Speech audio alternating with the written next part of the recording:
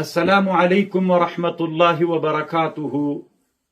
قال الله سبحانه وتعالى في محكم كتابه: بسم الله الرحمن الرحيم سيهزم الجمع ويولون الدبر.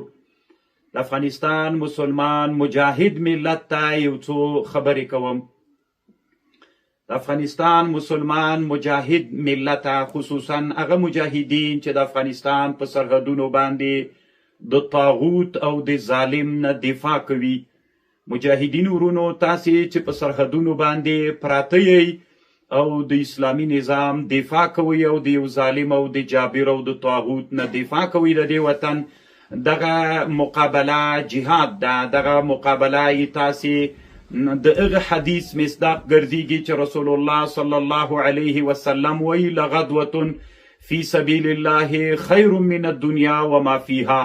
د تاسې د همدغه حدیث مصداق یې چې د یو ظالم او د طاغوت په مقابل کې دفاع کوئ. یی مجاهدین او د اسلام په سنګرونو پراته د اسلامي نظام نه دفاع کوئ او مرګ مو د شهادت مرګ ده. الله پاک دې لا استقامت درته نصیب کی. یوه خبر.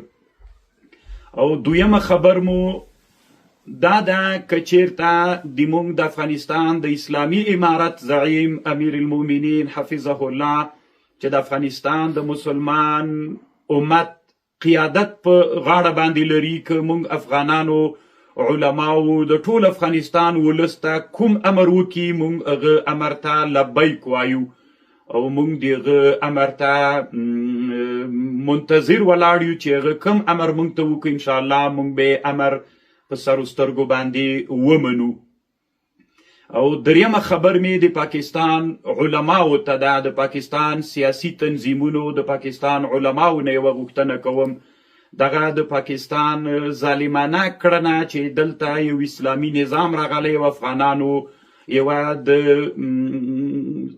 د خیر او د هوساینې ژوند شروع کړی ده، د پردیو په اشاره باندې د افغانستان اسلامي امارت او د افغانستان ولس لپاره دغه اسلامي نظام د نه لورینې دپاره په افغانانو باندې متجاوزې او ظالمانه حملې شروع کړي دي، چې دا د پردیو په اشاره باندې دي. د پاکستان ټولو دیني علماو نه او د پاکستان د سیاسي تنظیمونو نه غوښتنه کوم چې دغه ظالمانه کړنو د مخنیوي دپاره هڅې وکړي.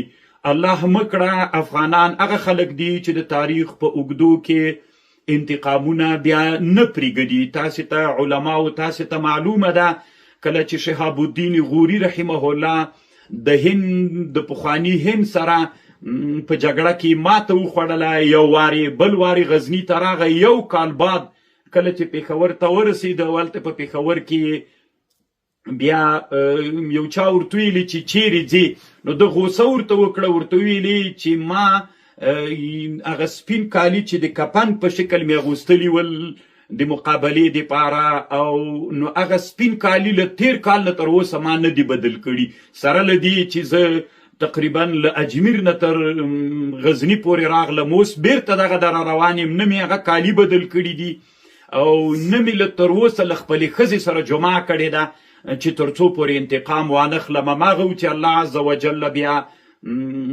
د مسلمانانو فتح نصیب کړه. نو موږ د تاریخ په اوږدو کې هغه انسانان یو چې که انتقام ته اراده وکړو بیا یې د الله عز وجل په فضل باندې اخلو.